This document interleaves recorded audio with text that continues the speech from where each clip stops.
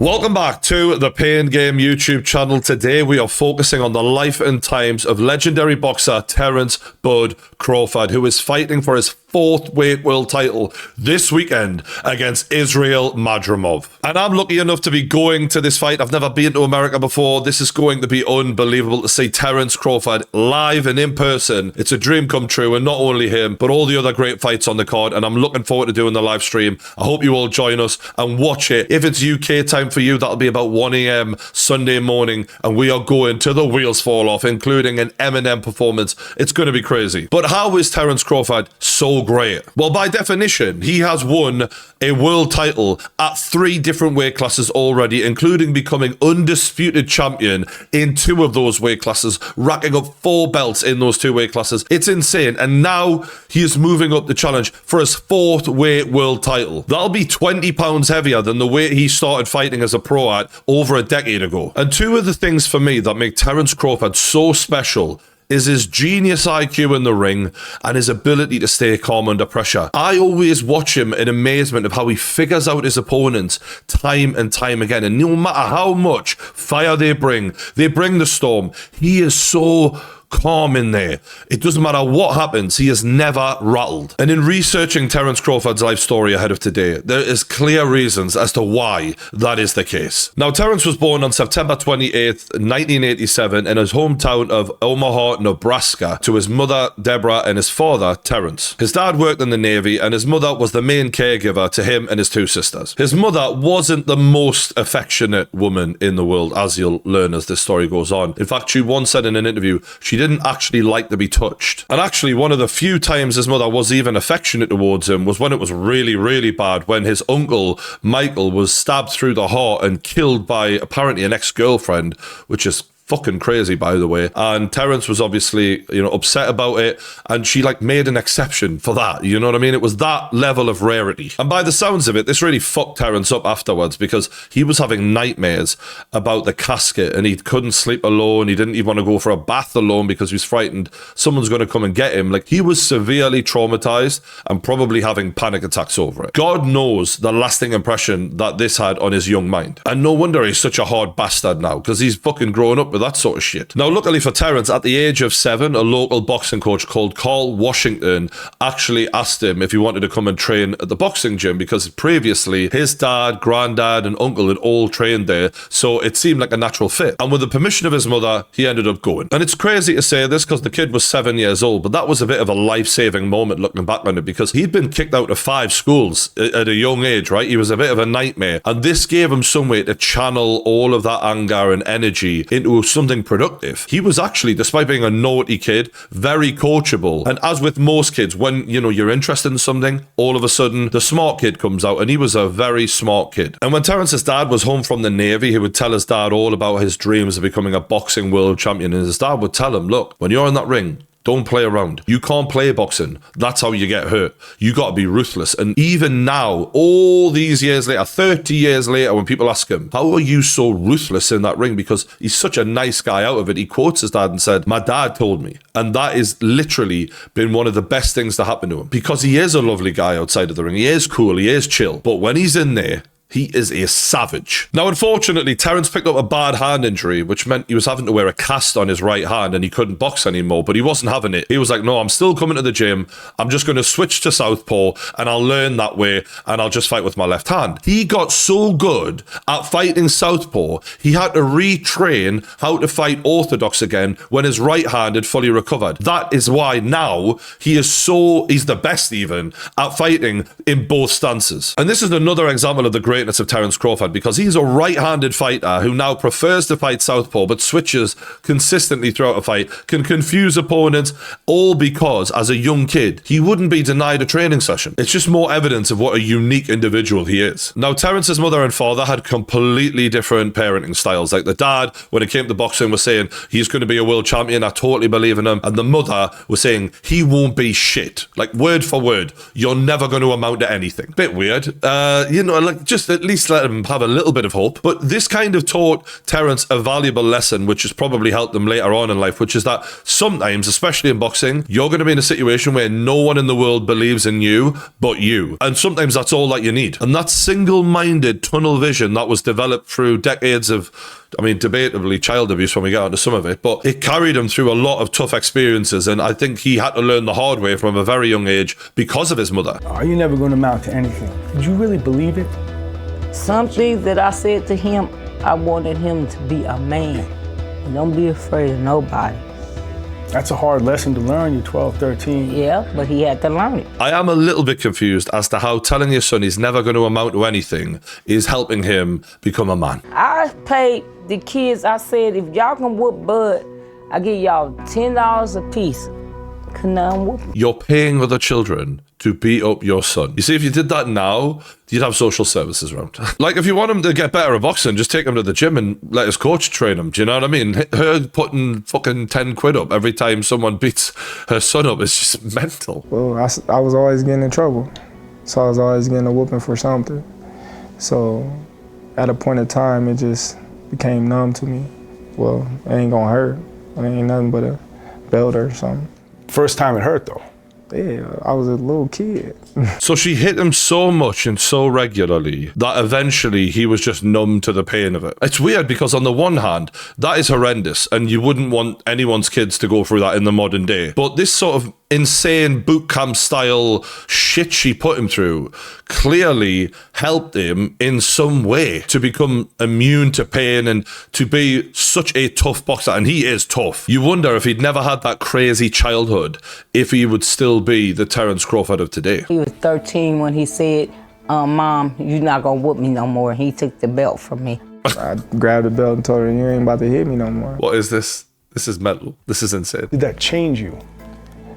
No, I think I got more respect, you know, from my mom. You know when he says, my mom respected me more, I can't help but think like it's partly like her being an abuser. To hit him that much, that often, to a point where he became numb to it, you must have been enjoying it in some weird little way. And as fucked up as it is, like people like that who are abusers, they don't understand anything but a threat. And him by saying to her, you're not going to do this anymore, was all she would have ever have understood. You couldn't have reasoned with her and explained it and don't do this because it's not right. And she wasn't having that. He had to be the one to take the belt off her and go, no more. And it's fucking terrible that he had to go through that. When she always telling you you're gonna lose or you're not good enough or you're gonna get your ass kicked or things like that, it's like, okay.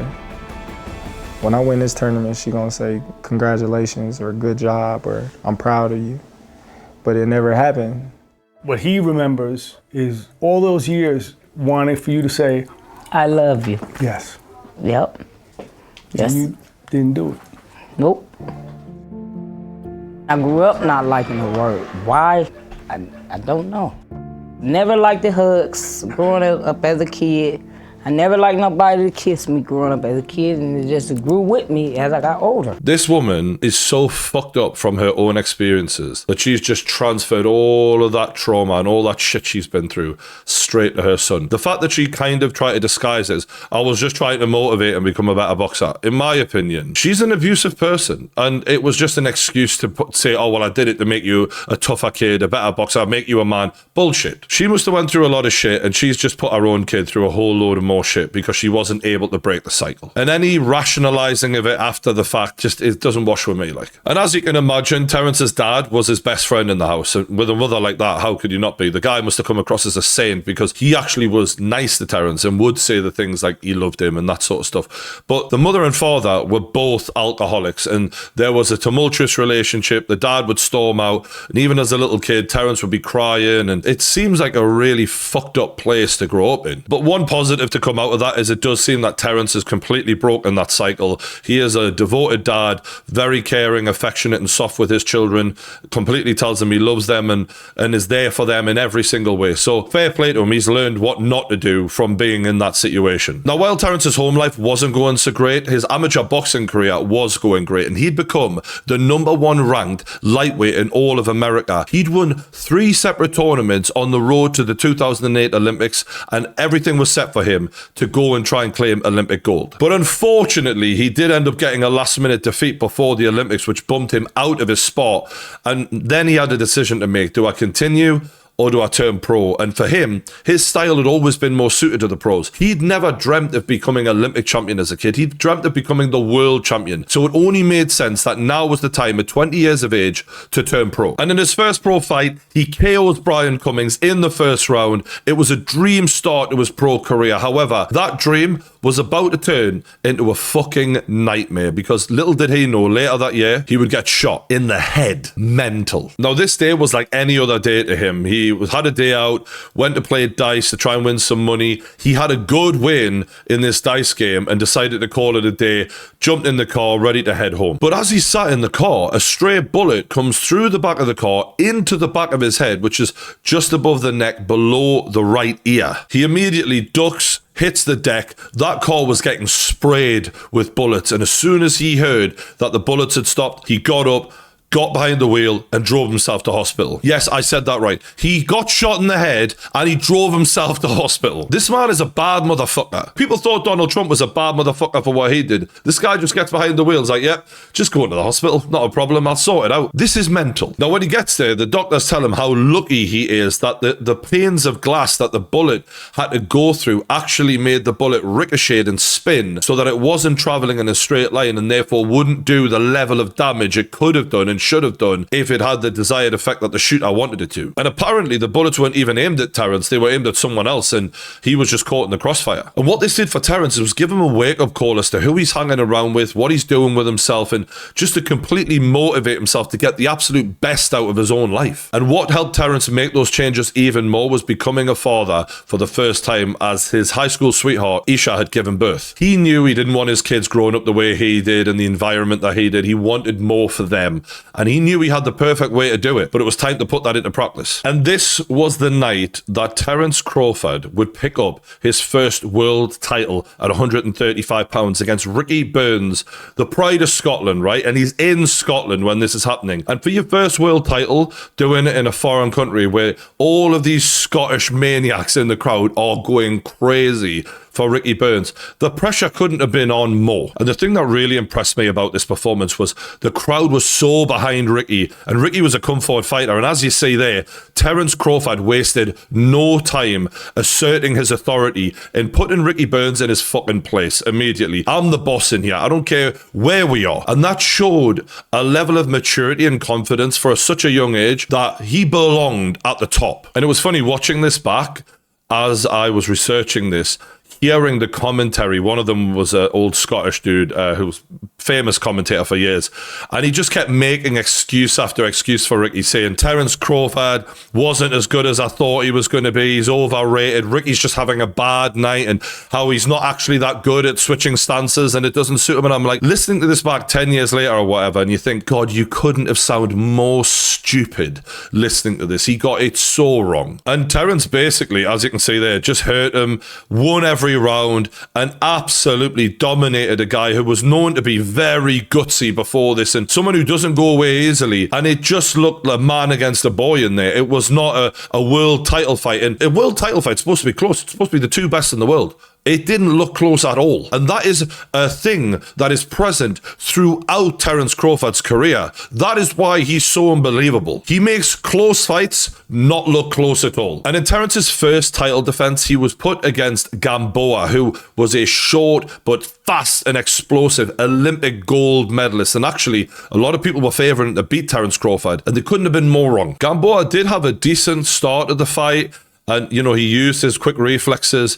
But as they go, the energy saps. The brain is what matters most. And Terence Crawford's brain at that time was severely underrated. People didn't know just how smart of a fighter he was. And Terence is a bit like a rap artist who doesn't write lyrics, right? He just figures it out as he goes. He doesn't watch loads of footage of fighters. He downloads the data when he's in there with you.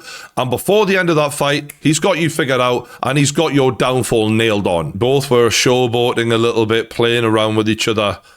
And that all changed with that lead right hook right there as Gamboa goes flying to the floor. He couldn't handle it. He can't even accept the fact he got dropped. So frustrated. What I will say is that kid fought his fucking heart out for the rest of that fight. He was tough as nails. Even then, he's been hit and he's not fucking taking a backward step and his legs are all over the place. This is why a Terence Crawford fight are always so good, because unlike a lot of great fighters of the past, you know, Floyd Mayweather and the like, you know, yeah, Floyd had his pretty boy era, but Terence is a fucking nasty finisher. When he knows he's got you hurt, there's no, oh, I'm just going to cruise and get the decision. He wants to fucking put a bullet in you.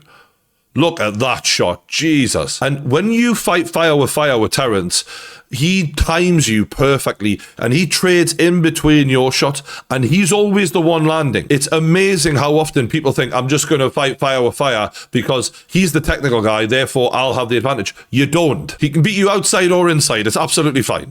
I forgot about this. This is one of the few times I ever seen Terence Crawford look even slightly hurt. So you see, Terence is having his way with him here. Beautiful uppercut, moves out the way, but he gets clipped and his feet come together and all of a sudden his feet aren't working the way they normally do. And you think to yourself, fucking hell, that was not the way he wanted to close the show, but luckily he does recover really quickly and he actually makes him pay for it. And the kid is all over the place, but he's still swinging like a fucking bastard.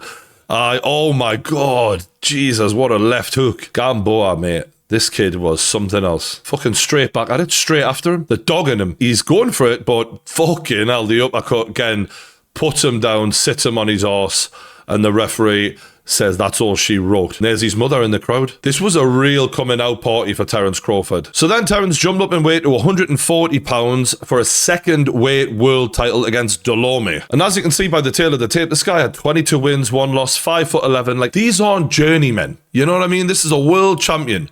And again, supposed to be a close fight. Terence is now having fun in there in round 4, smiling away. That's when you know he thinks he's got his number here. He's behaving like a ninja here. Like, he's like, I'm just going to catch you. And this guy is rattled.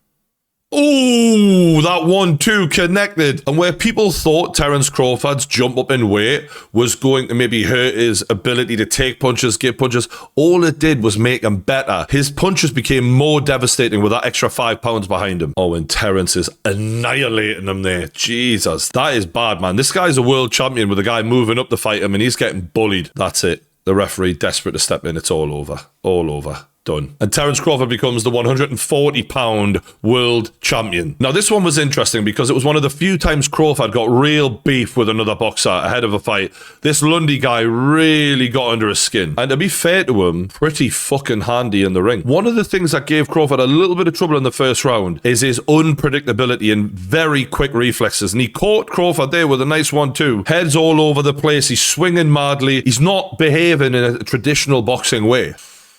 Ooh, and a lovely left hook from Lundy. And that is one of the few times you'll see Terence Crawford's head get rocked back in an exchange, because normally he is always in and out evading those shots. But Lundy proved in that round 1 he is a problem, and Crawford had his hands full. Oh, and this is it.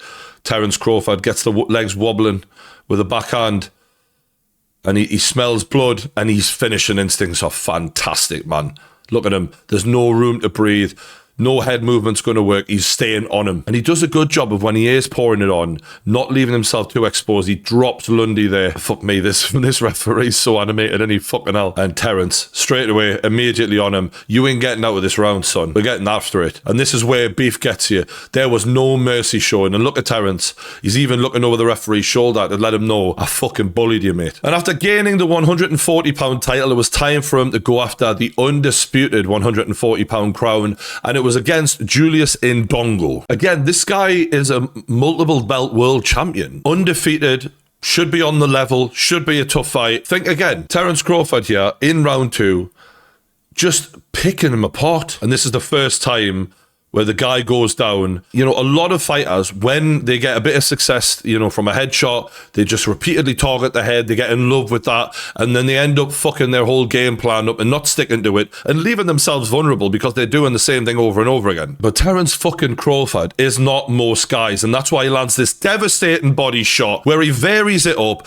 He's unpredictable, and he flattens this kid. And his mother is in the ring celebrating with him as he becomes undisputed. And it is nice to see that they are able to have a relationship and that, you know, as much as I don't agree with their actions, it's wholesome, I guess. Now, I mean, if you don't know all of that stuff, especially. And after capturing the 140 pound undisputed titles, it was time to move up to 147 welterweight, and he took on Jeff Horn, who'd recently come off the back of a controversial decision win against Manny Pacquiao. And when I was watching this back, I recognized this shot coming up right here, where he lunges in Jeff Horn and does catch Crawford on the chin. Now, Israel Madrimov loves those kind of shots and hits way harder than Jeff Horn. So it'd be interesting if he tries to pull that off, how Crawford reacts if one of those lands. That being said, in this fight, it didn't make a fucking blind bit of difference. Because once again, as you can see, the skill gap in what is supposed to be a title fight between two champions looks like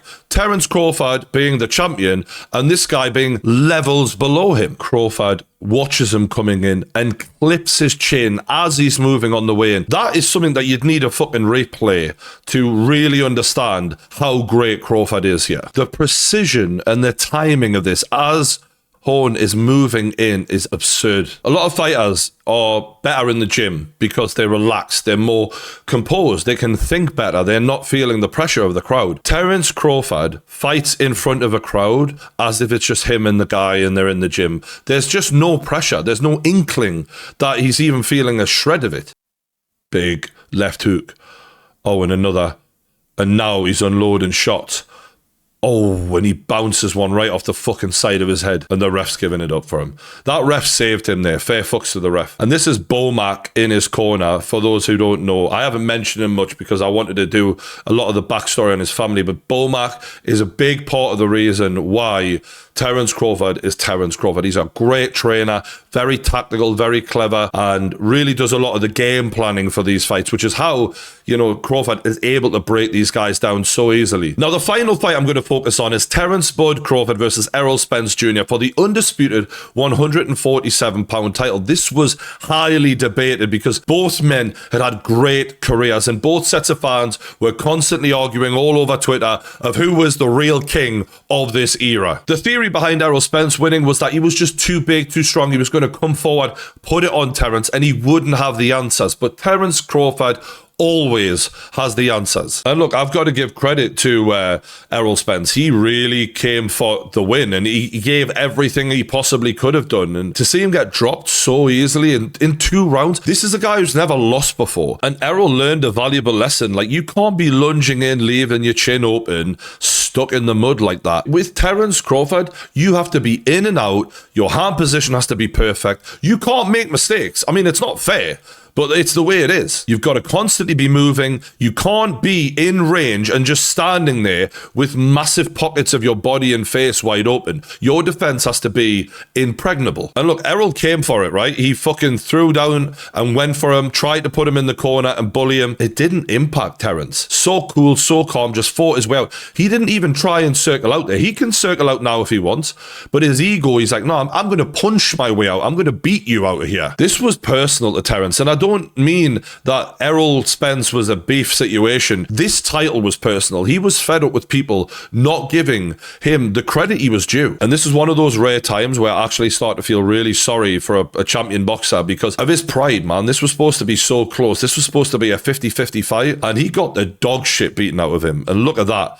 Just stood there as Terence is punching his way and he didn't move off, didn't circle away. He was too available. And this was a boxing lesson, man. He thought he could stand in the pocket and trade and have some success against Terence. The strategy was totally wrong. But it's funny because people always like underestimate Terence. And I think maybe it's because he kind of looks like a normal guy. He doesn't look like the biggest athlete or the most muscular. I think people underestimate what they're in there with. And you just see as the fight wears on, Errol Spence's face just getting bloodier and bloodier and bloodier. People in that arena would have been shocked. Nice little shot from Errol Spence, you know, does get in there, lands, but then again, the counter, the payback. You can't stay there. He was way too close and wide open for that, man. And look, I have to give credit to Errol because he fought his heart out and just kept trying, but fucking hell, getting lit up like a Christmas tree. And luckily, again, the referee does what we've seen so many times in several of these title fights, which are supposed to be close. The referee saves him from a certain knockout. And interestingly, Terence wasn't even that like happy after this fight. He was like frustrated that it took him all those years to finally get the crown he deserves, a pound for pound king, to finally get the acknowledgement and the recognition, because when you're as good as him, people don't want to fucking fight you. They don't want to make the fights. We've seen that with Usyk in a different way. And everything you've seen in this video is why, for me, Terence Crawford is as good as any fighter I've ever seen in my life. He is one of the GOATs. And that is why I'm so grateful that this weekend I get to see this for real, in person, live from the BMO Stadium in LA. I've never been to America before. I've never seen Terence Crawford in person fight before. This is a fucking dream come true. I just want to thank all of you lot once again for giving me these kind of opportunities, for supporting me and putting me in this position. And I hope I do you proud. I hope you tune in to the live stream. I mean, Eminem performing. It's going to be absolutely crazy. We're live from 1 a.m. on Sunday night UK time. I think it's about 5 p.m. LA time. So do tune in. I really appreciate it. The Pain Game will be live. I really appreciate, again, all of the support that you have given us. Thanks so much. And I know I missed some fights of his, but there was just so fucking many. I just wanted to pick the main title wins. But even like the Benavidez one, that was one of my favorites. Like, I couldn't put them all in. But let us know what you think of Terence Crawford's career, his legacy, in the comments below, and what will happen if he makes that walk, gets the job done at a fourth weight, 154 pounds against Israel Madrimov, and potentially then moves up to Canelo Alvarez. It's going to be crazy. Hit the like button, subscribe, and I'll see you on Saturday night live from LA.